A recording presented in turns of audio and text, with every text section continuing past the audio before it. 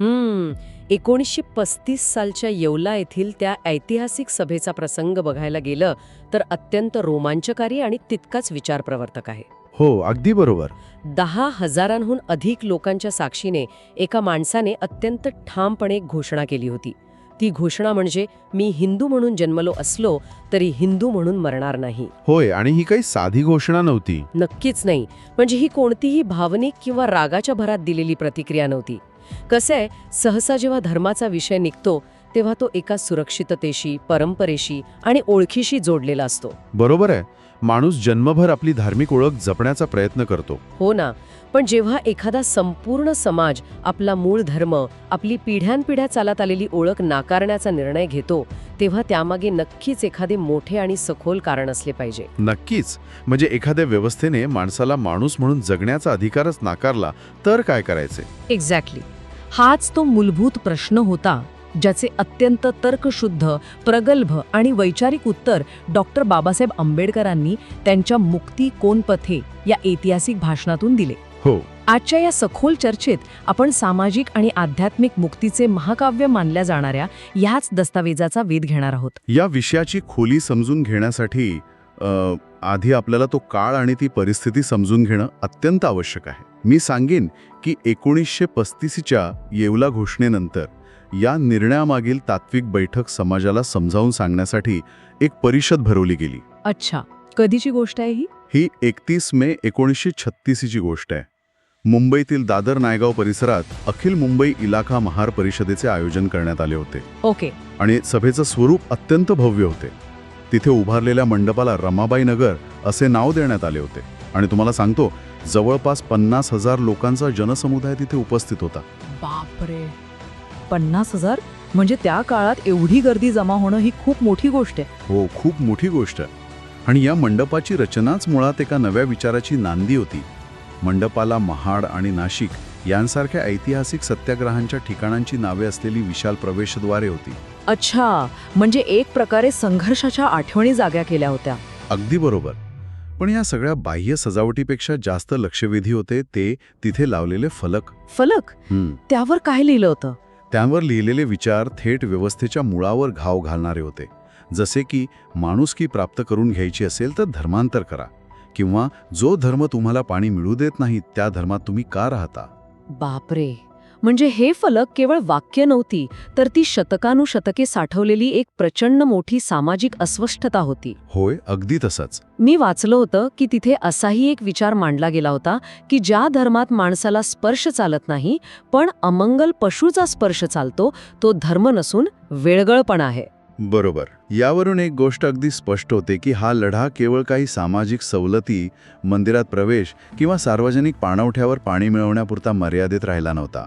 म्हणजे हा लढा मानवी अस्तित्वाच्या आणि आत्मसन्मानाच्या मान्यतेचा होता, असे आपल्याला म्हणता येईल. अगदी तंतोतंत. डॉक्टर आंबेडकरांनी या मुक्तिकोन पथेमध्ये धर्मांतराच्या कारणांचे अत्यंत सुस्पष्ट असे 2 भाग केले आहेत. त्यांनी ऐहिक म्हणजे भौतिक कारणे आणि आध्यात्मिक कारणे अशी एक अतिशय तर्कशुद्ध मांडणी केली आहे. अच्छा, म्हणजे सामाजिक स्वातंत्र्य आणि धार्मिक स्वातंत्र्य यातील फरक त्यांनी उलगडून दाखवला.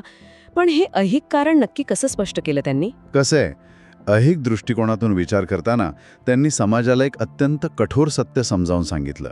त्यांनी स्पष्ट केले की अस्पृश्यता ही केवळ समाजातील काही लोकांची चुकीची वागणूक किंवा एखादी वाईट रूढी नाहीये. मग ती नक्की काय आहे? तो एक वर्गकलह आहे.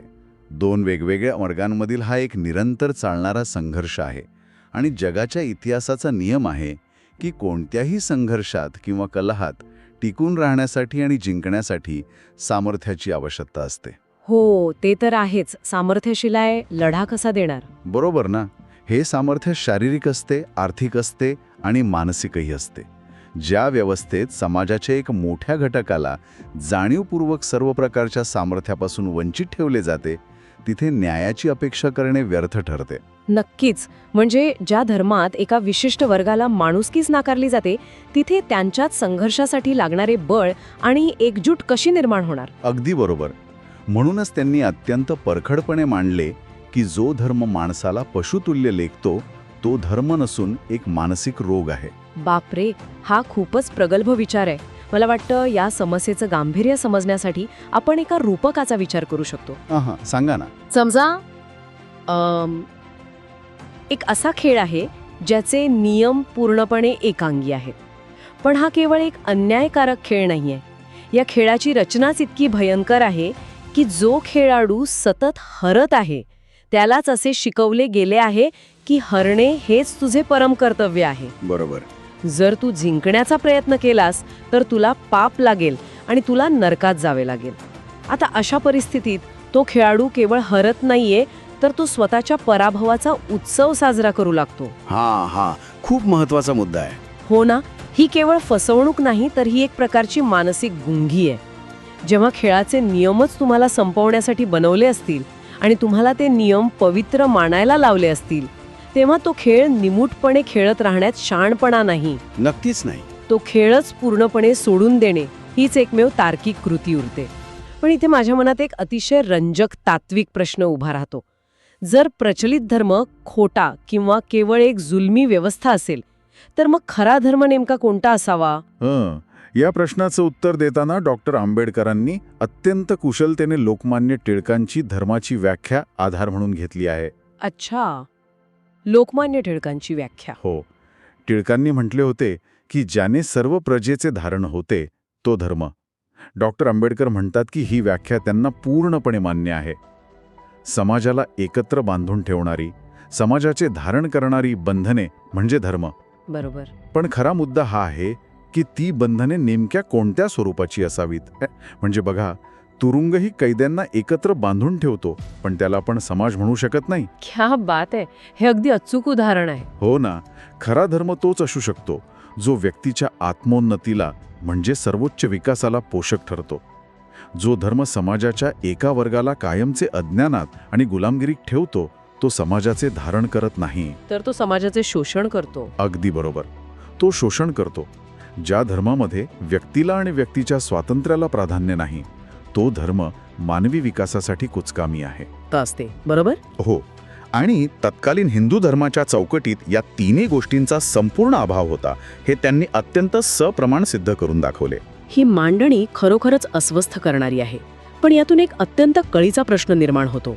जर ही व्यवस्था इतकी जुलमी होती, जर त्यात समता आणि स्वातंत्र्याचा लवलेशही नव्हता, तर मग हजारो वर्ष हा अन्यायग्रस्त वर्ग शांत का बसला? हा खूप महत्वाचा प्रश्न आहे. म्हणजे त्यांनी या व्यवस्थेविरुद्ध व्यापक बंड का पुकारले नाही? या प्रश्नाचं उत्तर शोधताना डॉक्टर आंबेडकरांनी चातुर्वर्ण्य व्यवस्थेचं जे विश्लेषण केले आहे ते समाजशास्त्रातील एक अत्यंत महत्वाचं योगदान मानले जाते. कसं काय? आपण नेहमी शालेय पुस्तकांमध्ये किंवा चर्चांमध्ये ऐकतो की जाती व्यवस्था ही केवळ एक कामाची विभागणी म्हणजेच डिव्हिजन ऑफ लेबर होती.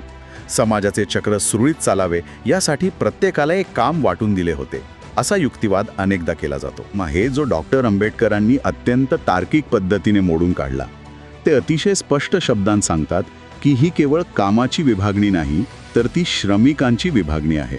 श्रमिकांची विभागणी म्हणजे डिव्हिजन ऑफ लेबरर्स. एक्झॅक्टली. या दोन्ही संकल्पनांमध्ये जमीन आसमानाचा फरक आहे. कामाची विभागणी जगातल्या प्रत्येक प्रगत समाजात असते, पण श्रमिकांची विभागणी करून त्यांना जन्मभर एकाच कामात बंदिस्त करणे हे केवळ जाती व्यवस्थेत पाहायला मिळते. अच्छा, म्हणजे माणसाला त्याच्या क्षमतेनुसार काम न देता जन्मानुसार काम दिलं गेलं. हो. आणि कोणत्याही अन्यायाविरुद्ध बंड करण्यासाठी माणसाला 3 गोष्टींची गरज असते. परिस्थिती समजून घेण्यासाठी ज्ञान किंवा विद्या, लढण्यासाठी शस्त्र आणि तो लढा टिकवून ठेवण्यासाठी संपत्ती. बरोबर. चातुर्वर्ण्य व्यवस्थेने अत्यंत पद्धतशीरपणे एका वर्गाला विद्येपासून वंचित ठेवले, दुसऱ्याला शस्त्रापासून दूर ठेवले आणि तिसऱ्याला संपत्ती कमावण्याच्या अधिकारापासून रोखले. शूद्र आणि अतिशूद्रांना फक्त इतरांची विनामोबदला सेवा करण्याचे काम दिले गेले. बापरे, म्हणजे हे एक अत्यंत सुनियोजित असे षडयंत्र होते. नक्कीच. जेव्हा तुम्ही एखाद्या माणसाकडून ज्ञान मिळवण्याचा अधिकार, स्वसंरक्षणासाठी शस्त्र बाळगण्याचा अधिकार आणि आर्थिक स्थैर्यासाठी संपत्ती मिळवण्याचा अधिकार असे 3ही अधिकार हिरावून घेता, तेव्हा तुम्ही त्याला केवळ गरीब बनवत नाही, तर तुम्ही त्याला कायमचे अपंग आणि परस्वाधीन बनवता. बरोबर. तो माणूस पूर्णपणे तुमच्या दयेवर जगू लागतो आणि यातूनच जन्म होतो त्या भयंकर संकल्पनेचा, जिला डॉक्टर आंबेडकरांनी मानसिक गुलामगिरी म्हटले आहे. होय, मेंटल स्लेव्हरी. शारीरिक गुलामगिरी ओळखणे खूप सोपे असते. हातापायात बेड्या अडकवलेला माणूस किंवा तुरुंगात डांबलेला माणूस स्वतःला मुक्त समजण्याची चूक कधीच करत नाही. त्याला आपल्या पारतंत्र्याची पूर्ण जाणीव असते. पण ही मानसिक गुलामगिरी नक्की कशी काम करते? माणूस मोकळ्या हवेत श्वास घेत असूनही तो अदृश्य बेड्यांमध्ये कसा अडकलेला असतो? हाच या संपूर्ण विचारांचा गाभा आहे. मी सांगेन की मानसिक गुलामगिरी ही शारीरिक गुलामगिरीपेक्षा 1000 पटींनी जास्त घातक असते. डॉक्टर आंबेडकर याविषयी एक अत्यंत मार्मिक विचार मांडतात. कोणता? ते म्हणतात, ज्याचे मन स्वतंत्र नाही तो मोकळा असून गुलाम आहे. ज्याचे मन स्वतंत्र नाही तो जरी कैदी नसला तरी तो तुरुंगात आहे. किती सखोल विचार आहे हा. हो ना? आणि ही मानसिक गुलामगिरी धार्मिक ग्रंथांच्या आणि रूढींच्या माध्यमातून माणसाच्या मनावर लादली जाते. जेव्हा वेद आणि स्मृतींसारखे ग्रंथ माणसाला सांगतात की तुझी दुर्दशा हे तुझ्या पूर्वजन्माच्या पापाचे फळ आहे आणि ते निमूटपणे सहन करणे हाच तुझा धर्म आहे, चभ्रू वर्गाच्या पावलावर पाऊल ठेवून चालू लागतो. म्हणजे स्वतःचा असा कोणताही विचार उरतच नाही. अशा व्यवस्थेने लोकांच्या बुद्धीला इतके बंदिस्त करून टाकले की आपण गुलाम आहोत ही प्राथमिक जाणीवच त्यांच्या मनातून नष्ट झाली. जो माणूस स्वतःच्या अस्तित्वाचे ध्येय दुसऱ्याने घालून दिलेल्या आज्ञेप्रमाणे ठरवतो तो माणूस जिवंत असूनही मानसिकदृष्ट्या मृत अवस्थेतच असतो. खरंच, विचार स्वातंत्र्य हिरावून घेणे हाच या व्यवस्थेचा सर्वात मोठा आणि क्रूर विजय होता. नक्कीच. ही अदृश्य साखळी खरोखरच भयानक आहे. कारण जोपर्यंत आजार समजून येत नाही तोपर्यंत त्यावर उपाय शोधला जात नाही.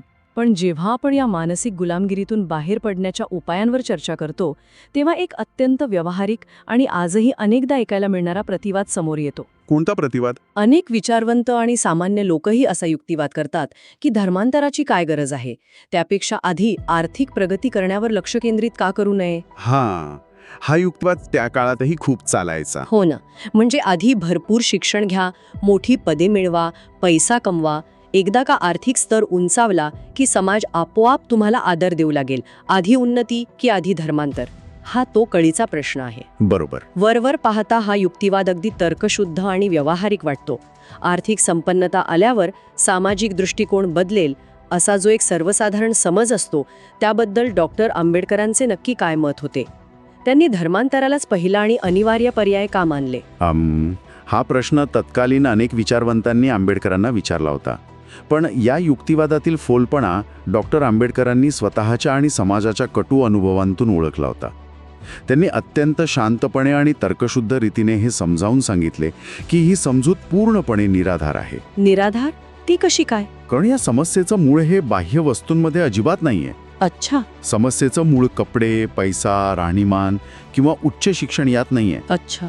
समस्येचं मूळ हे शोषण करणाऱ्या समोरच्या माणसाच्या धार्मिक मानसिकतेत आहे. एक गरीब आणि अशिक्षित अस्पृश्य माणसाला जी अपमानास्पद वागणूक मिळते तीच वागणूक परदेशातून सर्वोच्च शिक्षण घेऊन आलेल्या उच्च पदावर काम करणाऱ्या व्यक्तीलाही मिळते. बापरे. डॉक्टर आंबेडकरांचं स्वतःचं जीवन याचं सर्वात मोठं उदाहरण होतं. कोलंबिया आणि लंडन स्कूल ऑफ इकॉनॉमिक्समधून सर्वोच्च पदव्या मिळवूनही त्यांना बडोद्यात राहायला जागा मिळाली नाही. हो, हा प्रसंग तर खूपच हृदयद्रावक आहे. बरोबर ना? याचा अर्थ असा की हिंदू धर्मात माणसाच्या सामाजिक स्थानाची किंमत त्याच्या वैयक्तिक कर्तृत्वावर नाही तर त्याच्या जन्मावर ठरलेली आहे. ख्रिस्ती किंवा इस्लाम धर्मात समानतेचा संबंध माणसाच्या माणुसकीशी जोडलेला असतो. पण चातुर्वर्ण्य व्यवस्थेत माणसाच्या मनुष्यत्वालाच कवडीची किंमत नसते. हे अत्यंत बेधक विश्लेषण आहे.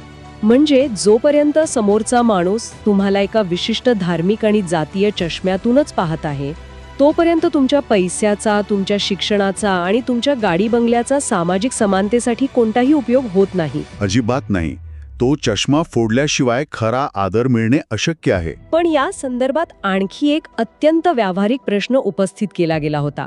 तो म्हणजे राजकीय हक्कांचा.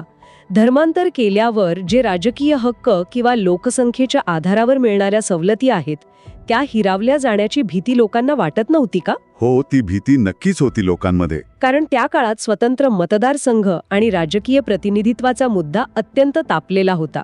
मग धर्मांतराने हे राजकीय हक्क गमावण्याचा धोका नव्हता का? हा एक अतिशय महत्त्वाचा तांत्रिक आणि राजकीय मुद्दा आहे आणि डॉक्टर आंबेडकरांनी याचे अत्यंत सविस्तर स्पष्टीकरण दिले. त्यांनी तत्कालीन राजकीय रचनेचा दाखला देत स्पष्ट केले की राजकीय हक्क हे कुठल्या एका विशिष्ट धर्माची मक्तेदारी नसते. अच्छा, मग ते कशावर अवलंबून असतात? ते हक्क लोकसंख्येच्या प्रमाणावर अवलंबून असतात.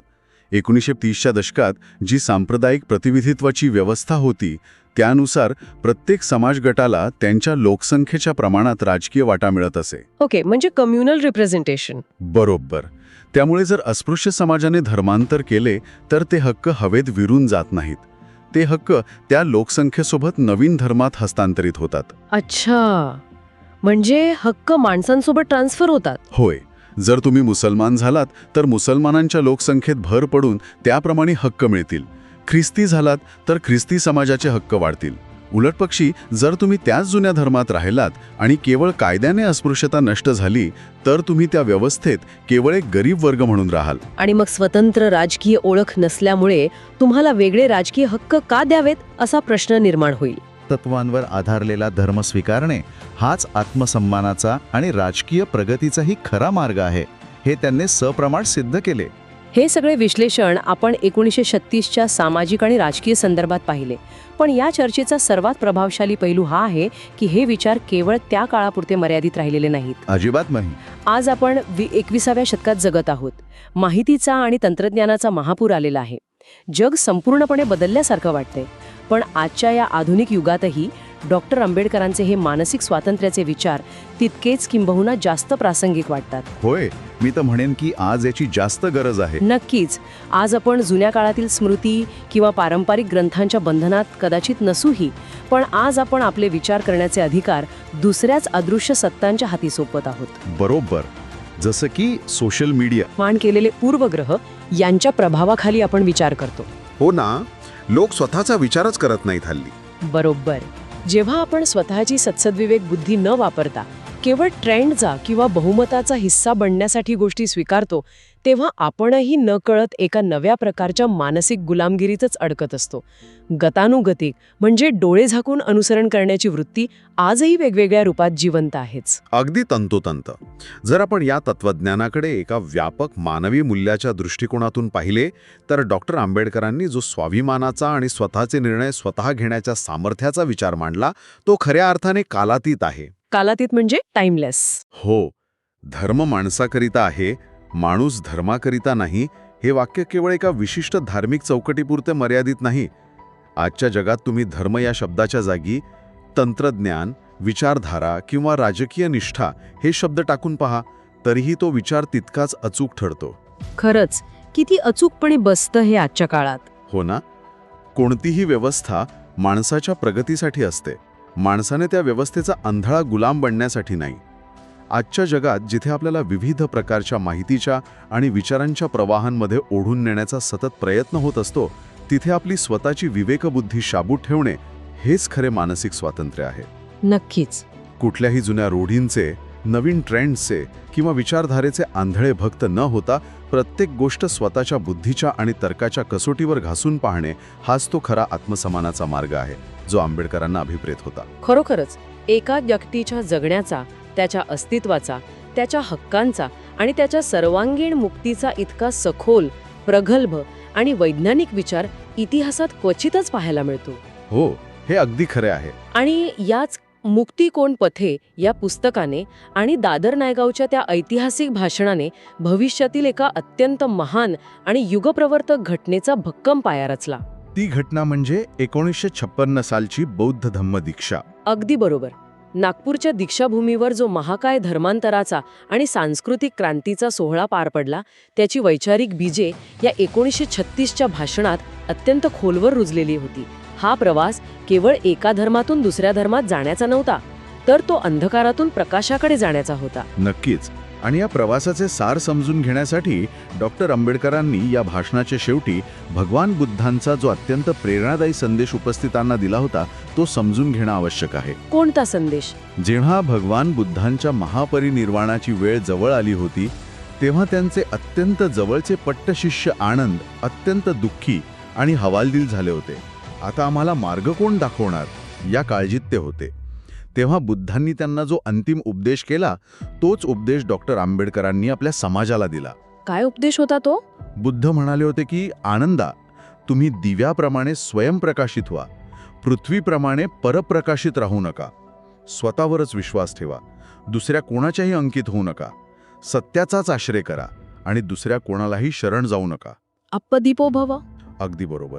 पाली भाषेतील अप्पदीपो भव म्हणजे स्वतःचा प्रकाश स्वतः व्हा, हा संदेश केवळ धर्मांतरापुरता मर्यादित नव्हता, तर तो संपूर्ण मानवी जीवनाला मानसिक गुलामगिरीतून मुक्त करून एका उन्नत पातळीवर नेणारा होता. तुम्ही दिव्याप्रमाणे स्वयंप्रकाशित व्हा. किती अद्भुत आणि शक्तिशाली विचार आहे हा. आपण चर्चेच्या सुरुवातीला त्या अन्यायकारक खेळाचे आणि बेड्या नसतानाही मानसिक तुरुंगात अडकलेल्या माणसाचे रूपक पाहिले होते. होय. आज ही संपूर्ण सखोल चर्चा ऐकल्यानंतर आपण प्रत्येकाने स्वतःच्या अंतर्मनात डोकावून हा एक प्रश्न स्वतःला विचारण्याची वेळ नक्की झाली आहे. आज आपण आपल्या दैनंदिन आयुष्यात जे नियम, ज्या रूढी, ज्या परंपरा आणि ज्या विचारधारा निमूटपणे पाळत आहोत, त्या खरोखरच आपल्याला प्रगतीकडे आणि मानसिक स्वातंत्र्याकडे नेत आहेत? बरोबर. हा प्रश्न खूप महत्वाचा आहे. की ती केवळ न दिसणारी मानसिक साखळदंड आहेत जी आपणच आपल्या पायात अडकवून ठेवली आहेत आणि ज्यांना आपण चुकून अलंकार समजत आहोत? हा असा प्रश्न आहे जो एका रात्रीत सुटणारा नाही, पण त्याचा विचार सुरू करणे हीच मुक्तीची पहिली पायरी आहे. नक्कीच. डॉक्टर बाबासाहेब आंबेडकरांचे हे असे अत्यंत मूळ, क्रांतिकारी आणि सखोल विचार ज्यांना प्रत्यक्ष वाचायचे आहेत आणि समजून घ्यायचे आहेत, त्यांनी राजगृहावरील राजगृह लायब्ररीला नक्की भेट द्यावी. तिथे असा अमूल्य वैचारिक आणि ऐतिहासिक खजिना अभ्यासासाठी उपलब्ध आहे. होय, प्रत्येकाने एकदा तरी तिथे जायलाच हवे. नक्कीच. स्वतःच्या मनाला स्वतंत्र करणे हाच खऱ्या प्रगतीचा मार्ग आहे. चला तर मग या विचारप्रवर्तक प्रश्नासोबतच आणि एका नव्या वैचारिक जाणीवेसोबत आज आपण इथेच थांबूया. स्वतःचा प्रकाश स्वतः व्हा.